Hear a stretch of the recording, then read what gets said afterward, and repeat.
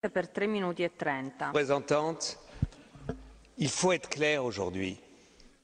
Pour beaucoup de Palestiniens, et je reviens de Ramallah et des universités palestiniennes, deux solutions n'est plus à l'ordre du jour. Les Israéliens n'en veulent pas, ne nous mentons pas.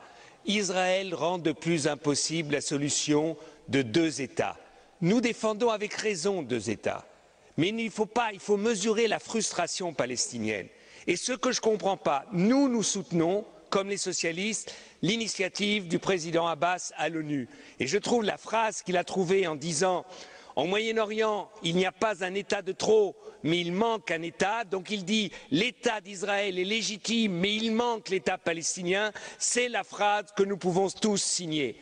Seulement, ce que je ne comprends pas, Madame la Haute Représentante, c'est que vous arrivez ici et dites « Nous regrettons que l'Israël ait décidé aujourd'hui la construction de 1100 ». Au moins, condamnez-le et ne le regrettez pas. Dites que c'est impossible, soyez clairs. Et deuxièmement, même si nous sommes pour la reconnaissance de l'État d'Israël, de l'État palestinien tout de suite, au moins dites aux Israéliens, dites-leur, s'ils continuent les constructions, eh bien vous pousserez les États européens à tout de suite accepter la reconnaissance de l'État palestinien. Faites-leur le même chantage qu'ils font avec vous. Parce qu'avec vous, ils disent on va négocier et en même temps, ils continuent à occuper.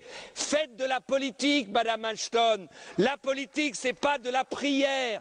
Aujourd'hui, il y a en Israël des centaines de milliers de personnes qui s'opposent à la politique de Netanyahou. Il faut que l'Union européenne, il faut que nous, ici, nous soyons sincères et Monsieur Tzanok, ne soyons pas cyniques. L'État d'Israël a été reconnu unilatéralement par l'ONU en 1947 et c'était juste. C'était juste. Il n'y a pas eu de négociation avec les pays arabes et c'était juste. Et quand Monsieur Tannock, vous nous dites qu'Israël soutient les Palestiniens avec de l'eau, Israël vole l'eau des Palestiniens et leur revend. C'est ça que vous appelez soutenir? Enfin, il faut arrêter un peu avec notre cynisme européen.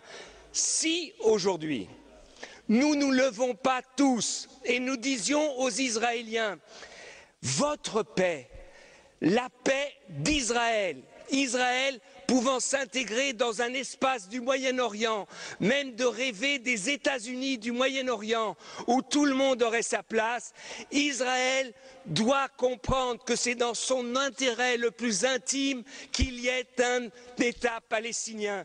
Et Madame Ashton, vous devez dire aux Israéliens, des représentants palestiniens comme M.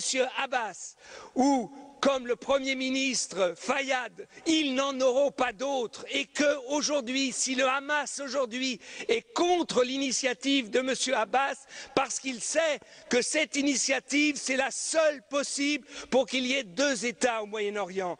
Donc je trouve que votre position est trop faible. Vous n'avez à aucun moment dit ici comment vous pouvez obliger les Israéliens à négocier. C'est un mensonge incroyable.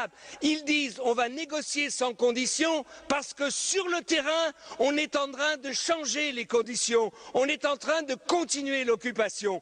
Donc dites aux Israéliens où ils arrêtent tout de suite les colonies, la colonisation et la construction, où l'Union européenne soutiendra tout de suite la reconnaissance de l'État palestinien maintenant dans la 66e réunion des États de l'ONU. Si vous ne le faites pas, Madame Ashton, eh bien, vous verrez que dans 6 mois, il n'y aura pas de négociation. Dans 1 an, on en sera là où on en est aujourd'hui. Vous reviendrez ici, vous dites il faut que les Israéliens et les Palestiniens comprennent que ce n'est que par les négociations qu'ils arriveront à la paix. Ils arriveront à la paix, Madame Ashton, si nous disons aux Israéliens, des fois, et pour défendre l'État d'Israël, too much is too much, enough is enough. Si on leur parle comme ça, vous verrez que les choses changeront. Merci.